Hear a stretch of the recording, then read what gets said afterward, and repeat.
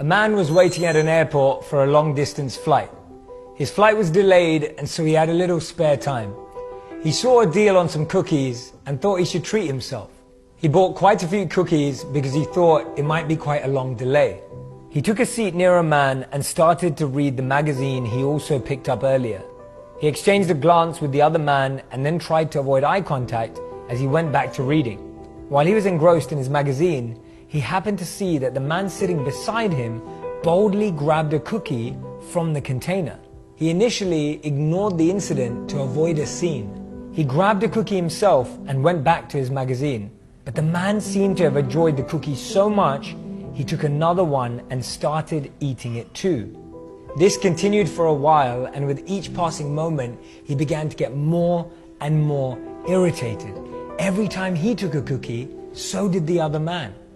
When the last cookie was left, the man nervously took that cookie and broke it in half. He offered the other to the man and smiled. The man took the cookie and could not believe the other man's nerve. He was thinking in his head, how ungrateful could that man be? The other man then left and took the container with him. This guy couldn't believe what had just happened.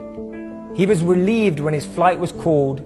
He gathered his belongings. As he lifted his bag, he saw that there was a full container of cookies right there.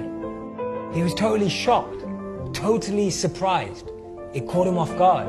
He thought to himself, if my cookies are here, then wait, those cookies were his. The other man had shared his cookies whilst he was thinking he was the one doing the sharing.